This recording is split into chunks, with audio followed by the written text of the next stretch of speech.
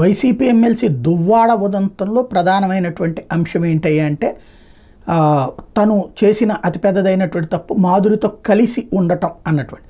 అలా కాకుండా పార్టీ కార్యకర్త నేను సపోర్ట్ చేశానంటే ఒక అర్థం ఉండేది. తన ఇంట్లోనే ఉంటే అది కాపురం కాదని చెప్పి ఆయన చెప్తాడు, ఆమె చెప్తుంది. బట్ సమాజానికి అది యాక్సెప్టబుల్ అంటే సహజీవనము లేకపోతే అక్రమ సంబంధం ఈ కాన్సెప్ట్ని విషయాల్లో దాన్ని కవర్ చేస్తూ రకరకాలైనటువంటి మాటలు నడిచింది.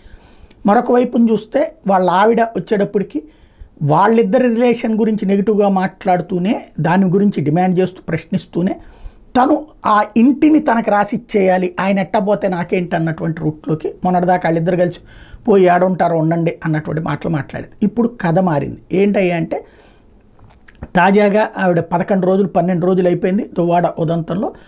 ఆమె ఇప్పుడు భర్తతో కలిసి కాపురం చేస్తానంటోంది, మాధురిని వదులుకోవాలంటోంది, అతని షరతులకి ఒప్పుకుంటానంటోంది. కాకపోతే ఇల్లు మాత్రం ఇంటి అక్కడ అదే ఇంట్లో ఉంటానంటోంది. ఇప్పుడు అందులో నెక్స్ట్ స్టేజ్ ఏంటి అంటే మాధురినేమో నాకు ఆరోగ్యం బాగాలేదంటూ ఇంకొక పోస్ట్ పెడితే ఈవిడేమో ఆ ఇంట్లో రాత్రిపూట్ల వచ్చి ఉంది అంటూ వాళ్ళ ఆవిడ స్టేట్మెంట్లు. అంటే వాస్తవంగా చెప్పాలంటే అది వ్యక్తిగత జీవితం, కానీ రోడ్డు ఎక్కిన తర్వాత మాట్లాడుకుంటున్నటువంటి అంశం మళ్ళీ ఎక్కడికి పోతుంది అంటే ఫైనల్గా అయితే దీనికి పరిష్కారం చూపేది ఎవరి చేతిలోనూ లేదు, పోలీసుల చేతిలో లేదు, కోర్టులలో మాత్రమే పరిష్కారం అవుతుంది. అది సివిల్ లిటిగేషన్గానే పరిష్కారం అవుతుంది.